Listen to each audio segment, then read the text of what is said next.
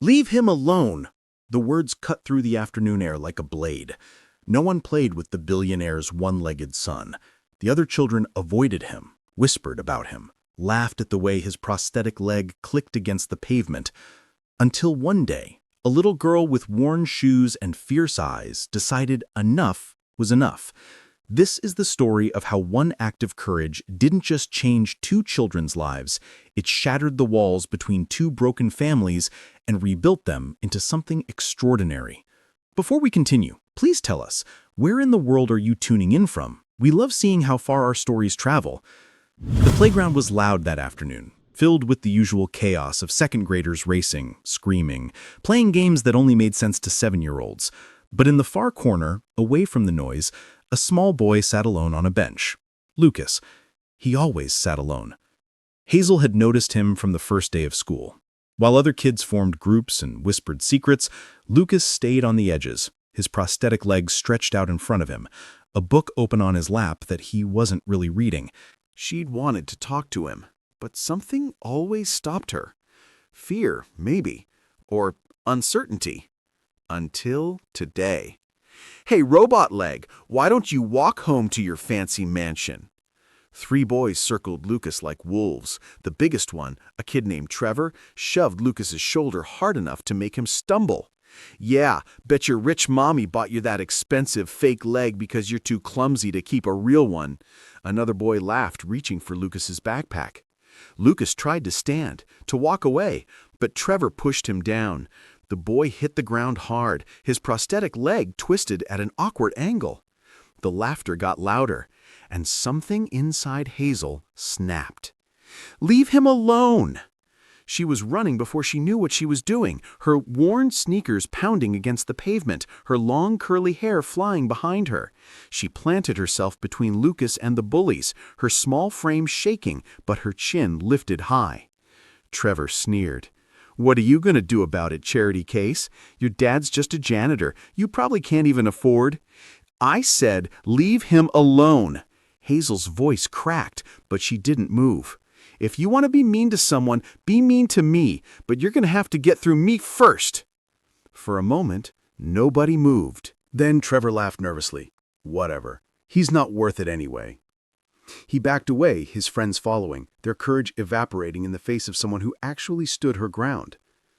Hazel turned to Lucas, who was still on the ground, staring at her with wide, disbelieving eyes. "Are you okay?" She held out her hand. Lucas took it, and she helped him up. His hands were shaking. "Why did you do that? Nobody ever—" "Because it's not right," Hazel said simply. "And because I think we could be friends, if you want." For the first time in months, Lucas smiled. Really smiled. "I'd like that." Ryan was waiting outside the school gates at 3:15 like always. He'd finished his afternoon shift at the warehouse early to make sure he could pick up Hazel himself. These moments, seeing her face light up when she spotted him, made every hour of backbreaking work worth it. But today, something was different. Hazel walked toward him with her chin lifted high, but her eyes were unusually bright, her shoulders tight with emotion. "Hey, sweetheart." Ryan knelt down, immediately sensing something had happened. "Are you okay?" Hazel looked up at him, her brown eyes fierce. Some boys were being mean to Lucas. Ryan's mind flashed at the name she'd mentioned before, Lucas, the quiet boy in her class, the one with the prosthetic leg that the other kids avoided. "What happened?" Ryan asked carefully. "They pushed him down," Hazel said, her voice shaking slightly, not with fear but with anger. "They were laughing at his leg, saying terrible things. So I stood between them and Lucas." Ryan's heart clenched. "You did what?" "I stood between them," Hazel repeated, lifting her chin higher. "I told them if they wanted to be mean to someone, they could be mean to me instead. But they weren't so brave when someone actually stood up to them. They left." Ryan pulled his daughter into a tight hug, feeling his chest swell with a complicated mix of pride and fear. Pride that she'd stood up for someone who couldn't defend himself. Fear that the world might crush that beautiful, brave heart of hers. "You did good, baby," Ryan whispered into her hair. "Real good." When Hazel pulled back, her eyes were bright. He asked if you wanted to be friends. He said yes." She paused, then looked up at her father hopefully. "Dad, can he come over sometime? He said he never gets to go to anyone's house." Ryan hesitated. Their apartment was small. The furniture was secondhand. The carpet had stains he couldn't get out no matter how hard he scrubbed. But when he looked at Hazel's hopeful face, he couldn't say no. "Sure, sweetheart, if his parents say it's okay." Saturday morning, Lucas arrived. A black car pulled up outside their apartment building. A woman in professional attire, Lucas's nanny, walked him to the door. "You must be Mr. Porter," she said with a polite smile. "I'll be back at 4 to pick him up." Lucas stood there in expensive clothes that looked like they'd never been played in, clutching a backpack, his whole face lit up with excitement. "Mr. Porter, thank you for inviting me." Ryan smiled, ruffling the boy's short brown hair. "Of course, buddy." For the first hour, the kids played in Hazel's room. Ryan could hear their laughter through the thin walls, and it made something warm bloom in his chest. Then Lucas appeared in the kitchen doorway, shy and hesitant. "Mr. Porter, Hazel said you're really good at math. I have a test on Monday, and I'm not very good at it." His voice dropped to almost a whisper. "Could you maybe help me?" Ryan set down the dish he was washing. "Of course. Come on, let's sit at the table." Lucas pulled out his math homework, and Ryan immediately saw the problem. The work was appropriate for second grade, but Lucas's paper was covered in eraser marks and frustrated scribbles. "Okay, let's look at this one together," Ryan said gently, pointing to a word problem. "What's the question asking?" Lucas stared at it, his shoulders tensing. I don't know. My tutor always says I'm not thinking hard enough." Ryan heard something in the boy's voice. Fear. Shame. He'd heard it before, in his own voice, years ago when he was a kid, being told he'd never amount to anything. "Hey," Ryan waited until Lucas looked up. "There are no wrong answers here.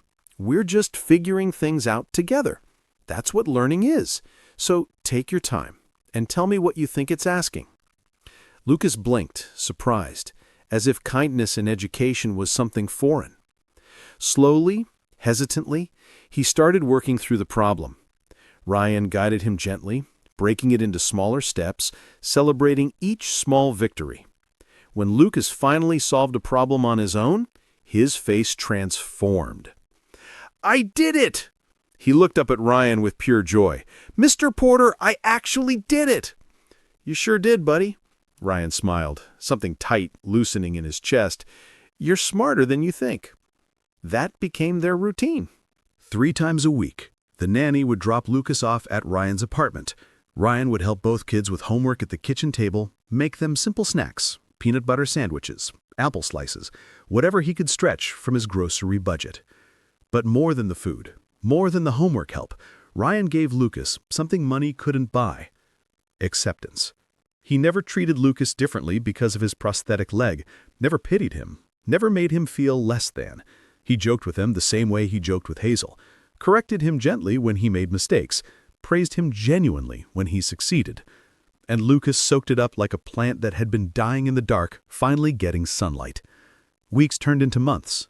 Ryan watched the transformation happen gradually. Lucas started sitting up straighter, speaking with more confidence. When he got a math problem right, he'd beam with pride instead of surprise. Hazel came home with stories almost daily. "Dad, Lucas stood up to Trevor today. He told him his words couldn't hurt him anymore. Lucas volunteered to read in front of the whole class today. He never used to do that. Lucas made another friend. A boy named Colin asked if he could sit with us at lunch." But it was more than just confidence at school. Ryan saw Lucas watching him with Hazel, seeing how a father could be present, could be warm, could make you feel valued. The boy would stare when Ryan asked about Hazel's day and actually listened, when he braided her hair in the mornings, when he made silly voices reading bedtime stories. things Lucas had never experienced.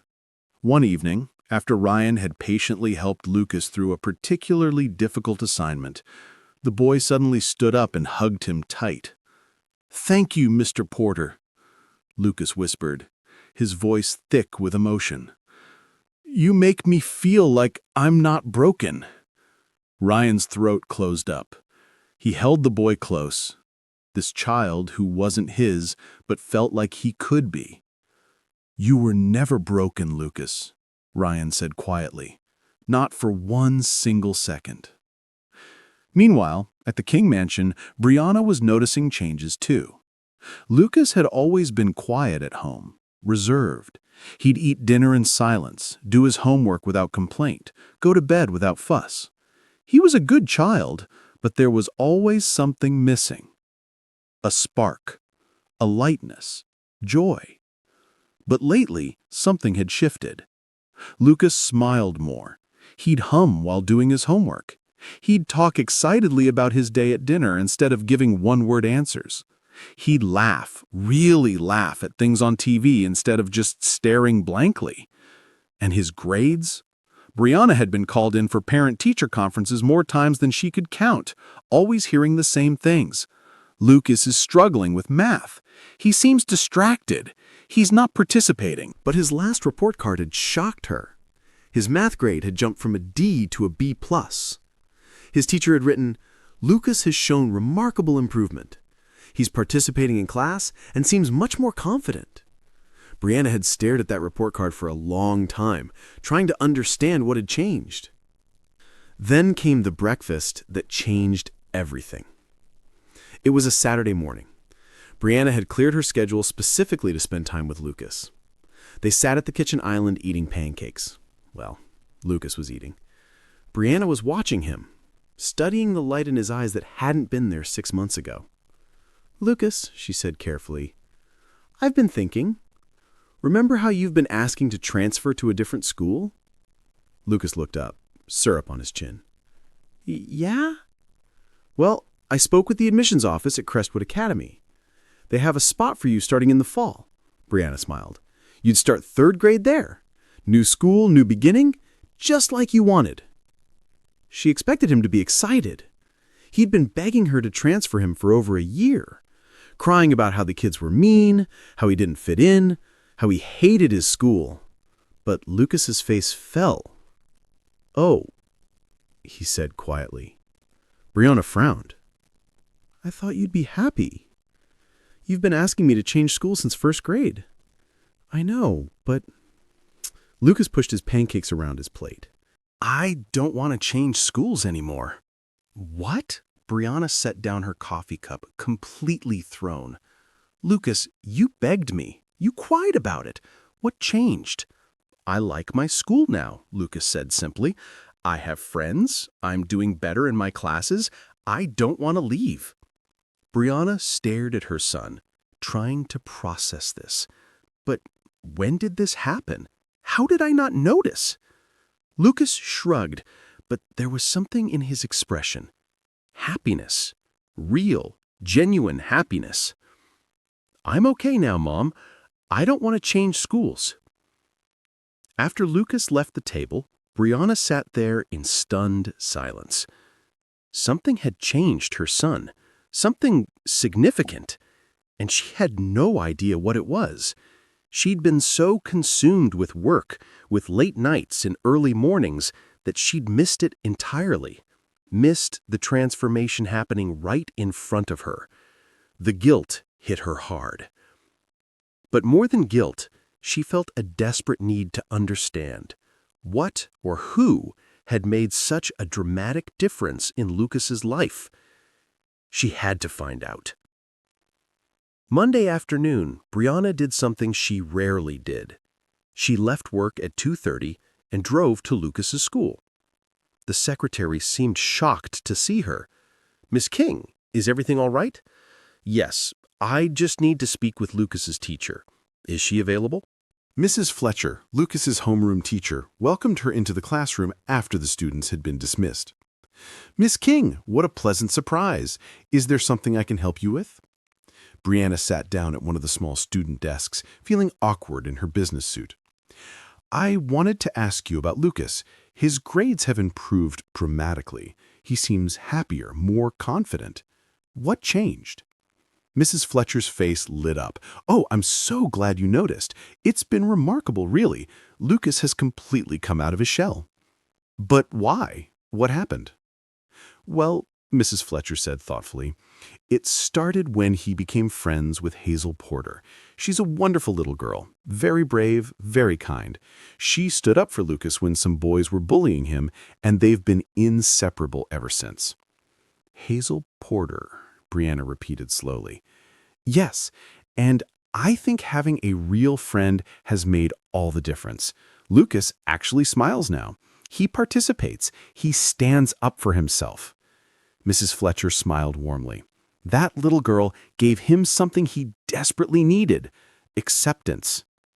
Brianna felt her throat tighten.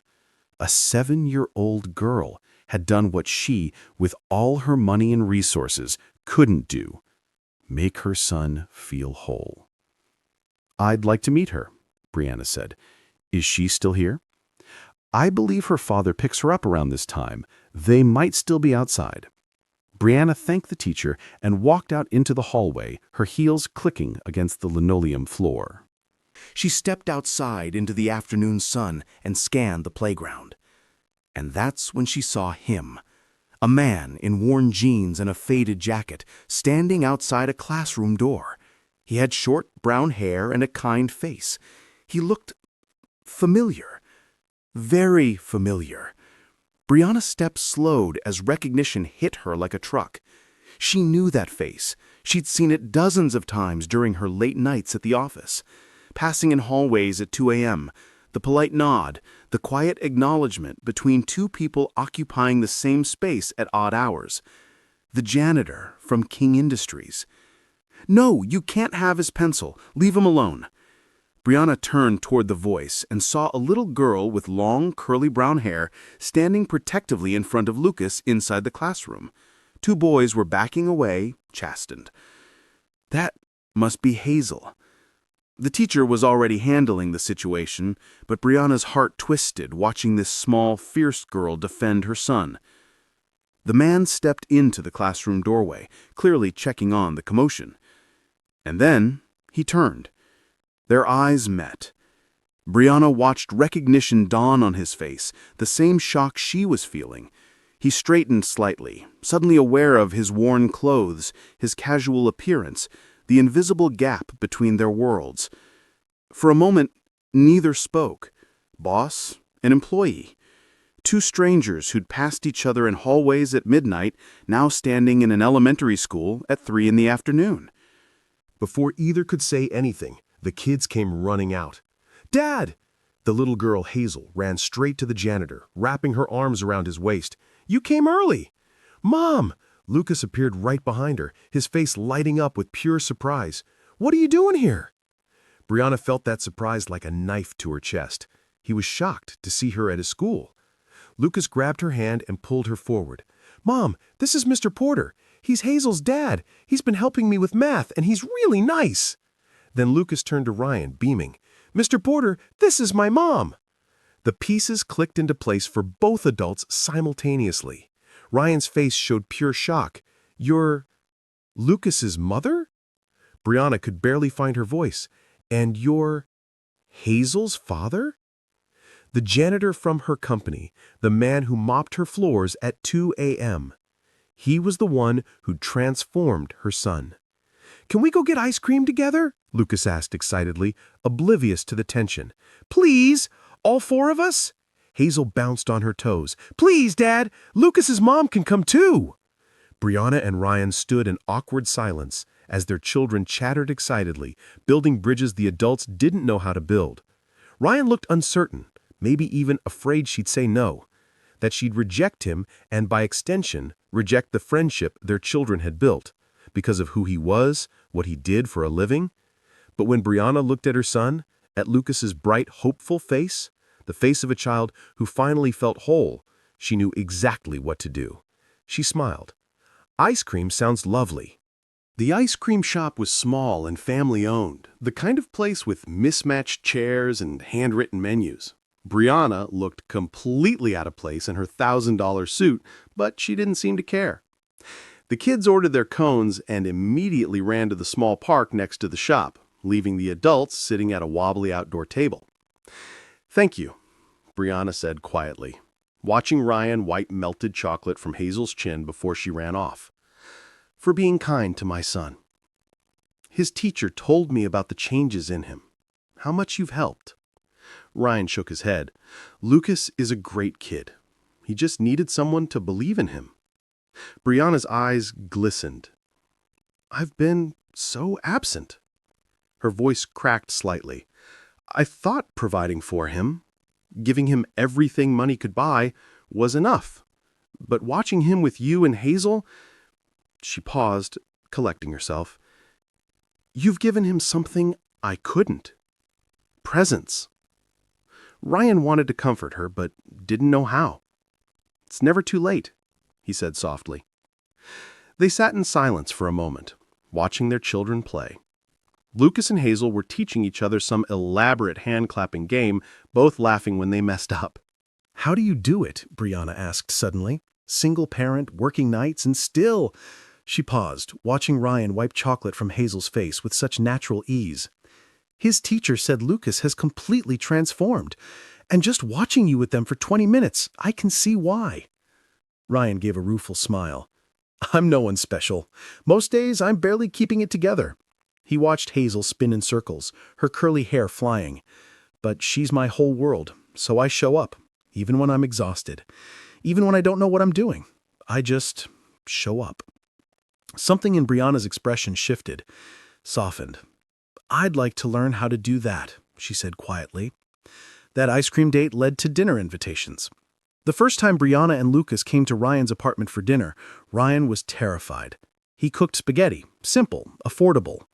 The only thing he knew he wouldn't mess up. The sauce was from a jar, the garlic bread was frozen. But when Brianna took her first bite, she closed her eyes. "This is delicious," she said, and Ryan could tell she meant it. Not because the food was fancy, but because it was made with care. Served at a table where people actually talked to each other, where laughter filled the spaces between words. Brianna seemed more relaxed in their modest home than Ryan imagined she ever was in her mansion. After dinner, the kids played in Hazel's room while Ryan and Brianna washed dishes together in the tiny kitchen. "Lucas's grades have improved," Brianna said, handing him a plate to dry. "His teacher says he's participating in class now, standing up straighter, making friends. He's a smart kid. He just needed to believe it himself." "You did that," Brianna looked at him. "In a few weeks, you gave him what I couldn't in 7 years." "That's not true." "It is," her voice was firm. "And I'm not saying it to make you uncomfortable. I'm saying it because I'm grateful, and because I want to learn from you." Over the following weeks, the dinners became a routine. Sometimes at Ryan's place, sometimes they'd order pizza and eat it on the floor while the kids built elaborate pillow forts. Ryan learned that Brianna wasn't just a CEO. She was a woman who'd clawed her way out of poverty and abuse, who'd been cast out by her father when she got pregnant, who'd built an empire to prove she wasn't the worthless girl he'd said she was. She'd buried herself in work, trying to outrun her father's voice, until she'd lost herself completely. And one night, late after the kids had fallen asleep, she told Ryan the truth she'd been carrying alone. They were sitting at Ryan's kitchen table, 2 cups of coffee that had long gone cold between them. The apartment was quiet, except for the soft sound of the kids breathing from Hazel's room. "Lucas lost his leg because of me," Brianna said suddenly. Ryan looked up, startled. "I was on a business trip, closing some deal that seemed so important at the time. Lucas was home with a nanny. He was climbing, trying to reach something on a high shelf. The bookshelf came down on him. Tears started streaming down her face. If I'd been there, if I hadn't been so obsessed with work, with proving myself..."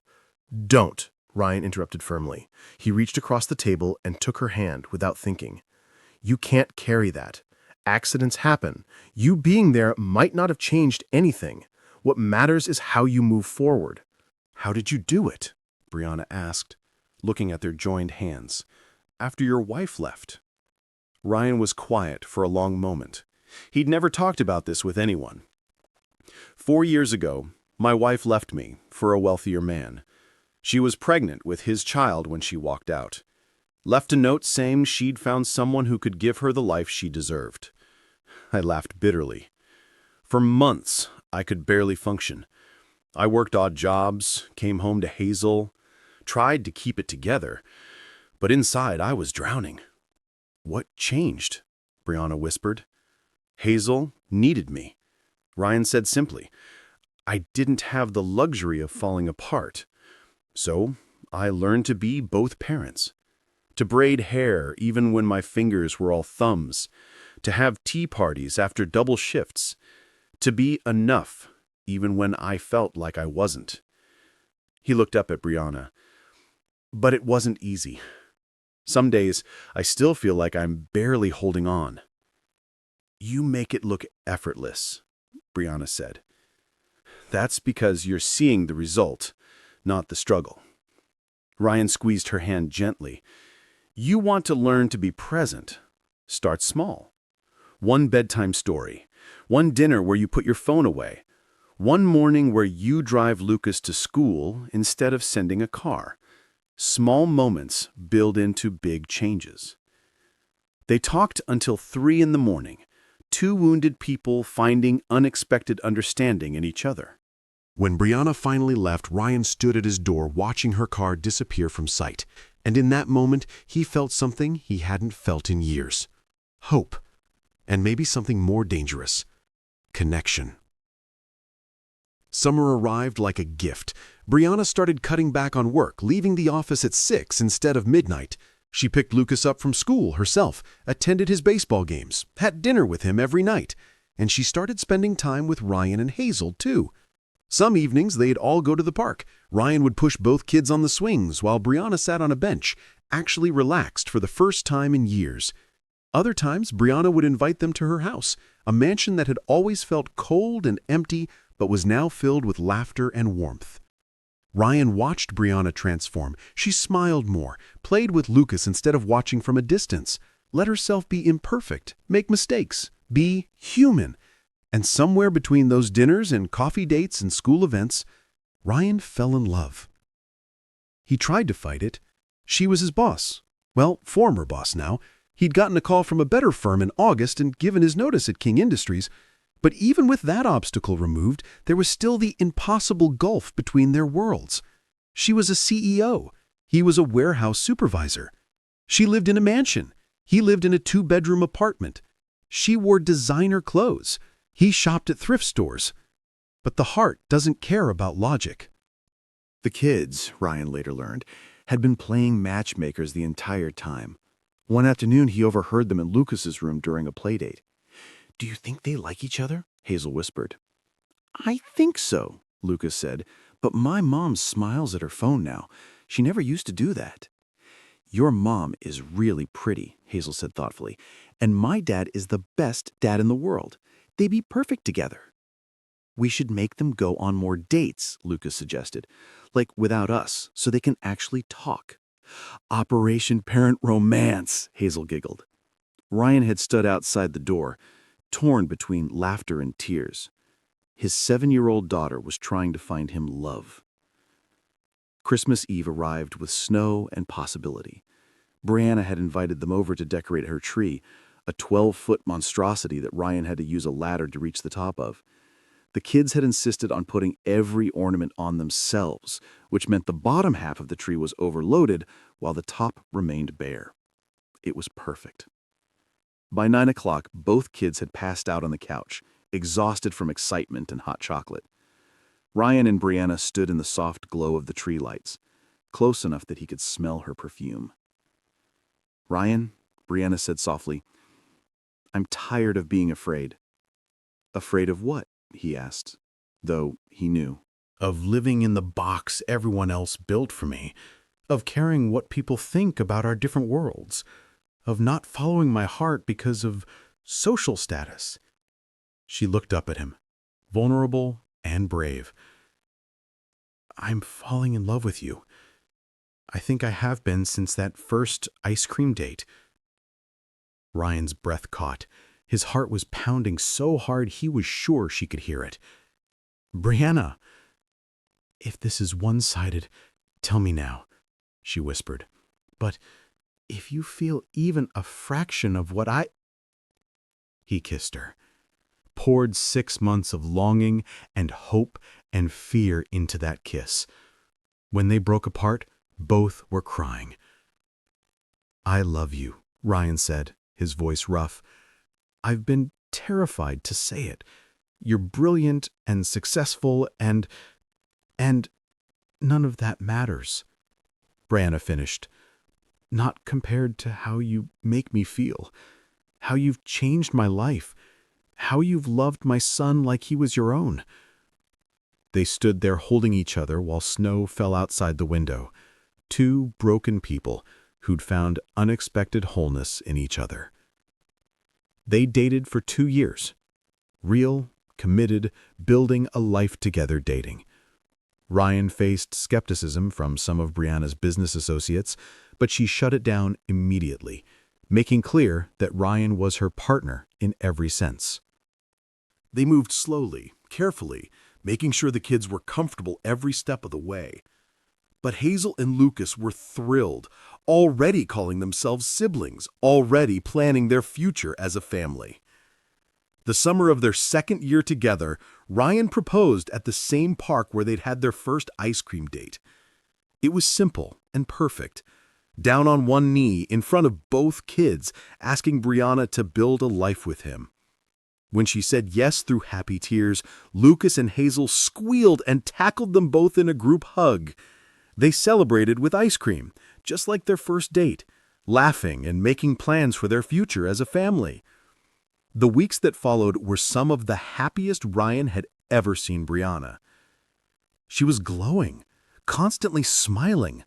She'd hum while cooking dinner, laugh freely at the kids' jokes, fall asleep on Ryan's shoulder during movie nights with a peaceful expression he'd never seen before.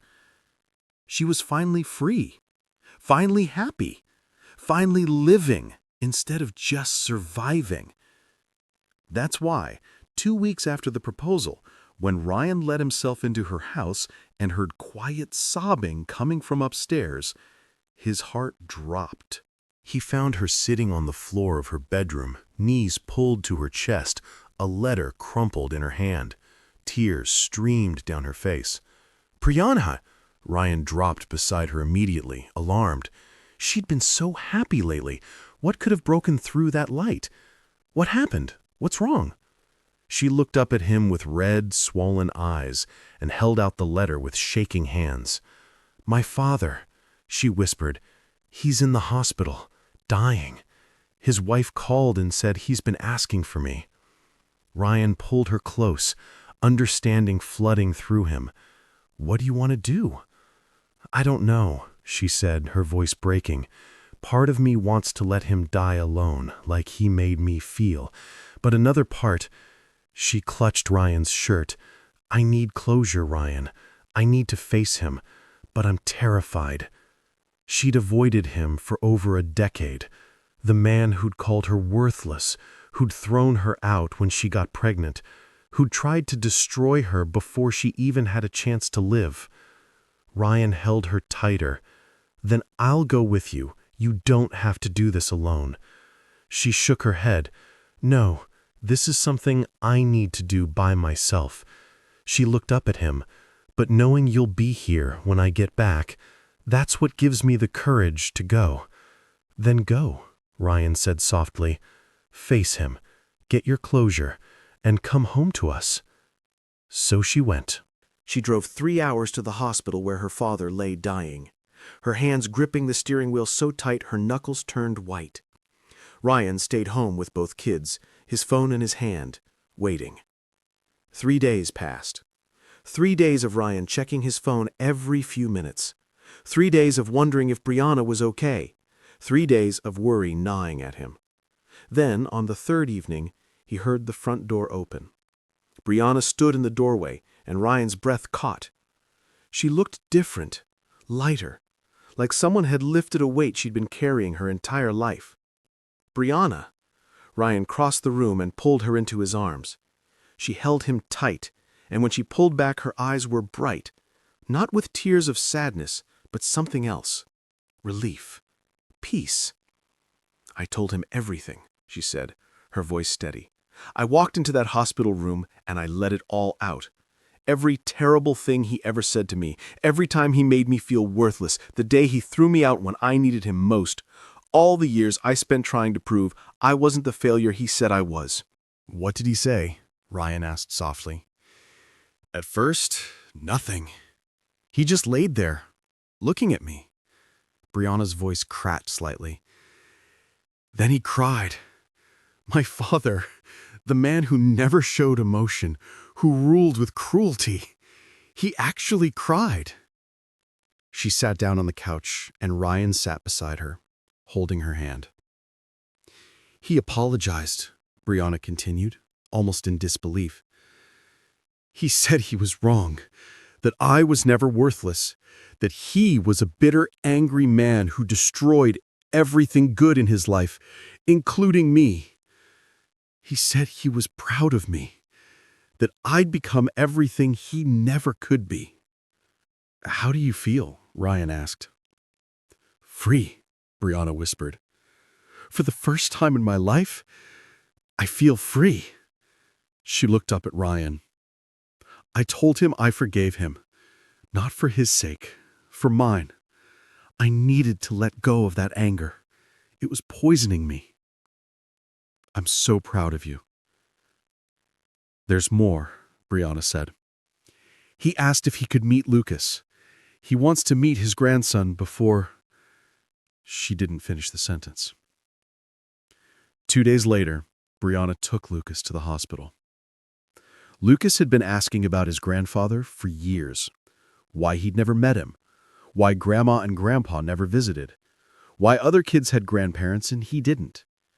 Brianna had always avoided the question, the pain too raw to explain. But now, sitting in the car outside the hospital, she looked at her son. "Lucas, there's something you need to know about Grandpa. He wasn't always kind. He hurt me when I was younger. But he's different now, and he wants to meet you." Lucas looked up at her with those serious 7-year-old eyes. "Did he say he was sorry?" "Yes, baby, he did." "Then I want to meet him." The month that followed was unexpected. Lucas visited his grandfather 3 times a week. They talked about baseball, Lucas's favorite sport, about books, about school, about the prosthetic leg Lucas wore, and how it made him special, not less. Brianna watched her father transform into someone she'd never known. Patient, kind, present. He'd ask Lucas about his day and actually listen. He'd laugh at Lucas's jokes. He'd tell him stories about when Brianna was young, the good memories she'd forgotten existed. "Your mom is the strongest person I know," he told Lucas one afternoon, his voice weak but clear. "She survived me, and she became something extraordinary. You're lucky to have her." Lucas nodded seriously. "I know. And now I have Mr. Porter, too. He's going to be my dad." Brianna's father smiled. "Then you're the luckiest boy in the world." 4 weeks after that first visit, Brianna got the call. Her father had passed peacefully in his sleep. When she hung up the phone, she didn't cry tears of sadness. She cried tears of relief, of gratitude, because her father had died happy, at peace with himself, and she'd been given something she never thought possible: closure. Lucas had gotten to know his grandfather, had a month of memories with him, had heard his mother's name spoken with pride instead of contempt. And Brianna, for the first time in her life, felt at peace with her past. The anger was gone. The bitterness had dissolved. The weight she'd carried since childhood had finally lifted. She was free. And she was ready to build a future without the shadows of the past hanging over her. Their wedding took place on Christmas Eve, exactly 2 years after their first kiss. The venue is decorated simply, white lights and winter flowers, because they'd both learned that happiness wasn't found in extravagance, but in presence. Hazel and Lucas walked down the aisle together as the flower girl and ring bearer, grinning at each other like they'd orchestrated the whole thing, which, in a way, they had. When Brianna walked toward Ryan, he couldn't stop his tears. This beautiful, strong woman who'd let herself be vulnerable, who'd chosen love over status, presence over perfection. "You saved me," she whispered when she reached him. "No," Ryan whispered back. "We saved each other." Their vows were simple but profound. Brianna promised to always show up, to never let work consume her, to build a life rich in moments rather than money. Ryan promised to love Lucas as his own, to support her dreams, to remind her daily that she was never the worthless girl her father had claimed. When they were pronounced married, the small gathering erupted in applause. But Ryan only had eyes for his new family, his daughter beaming with pride, his new son jumping excitedly, and his wife, tears streaming down her face, smiling like she'd finally found home. As the night wound down, the four of them stood together, looking at the winter sky through the venue's glass ceiling. Lucas held Brianna's hand while leaning against Ryan's side. Hazel was draped across Ryan's other arm, sleepy and content. "We did good, didn't we?" Brianna asked softly. "We did great," Ryan replied, kissing her temple. "We built something real." "Dad," Lucas asked sleepily, "when we go to Disney World next week, can Hazel and I share a room?" "Are you kidding?" Hazel mumbled, her eyes still closed. "We're going to have our own room so we can stay up late and plan adventures. Someone has to make sure you two don't spend the whole trip being all mushy." The adults laughed, and Ryan felt a completeness he'd never imagined possible. From the ashes of betrayal and loneliness, from the darkness of abuse and absence, something beautiful had grown. Not because they were perfect, but because they'd shown up for each other. Because a little girl with curly brown hair had been brave enough to stand up for a lonely boy. Because a janitor had loved without judgment. Because a CEO had learned to let go of her pain and embrace vulnerability. As snow began to fall gently outside, Ryan looked at his wife, his daughter, his son, and realized that sometimes the most extraordinary love stories begin in the most ordinary moments. Friends, if this story touched your heart the way it touched mine, if it reminded you of the power we all have to change someone's life with a simple act of kindness, please don't just watch and walk away. Hit that subscribe button and join our Soul Lift Stories family for more stories that restore your faith in humanity. Share the story with someone who needs to remember that kindness is never wasted.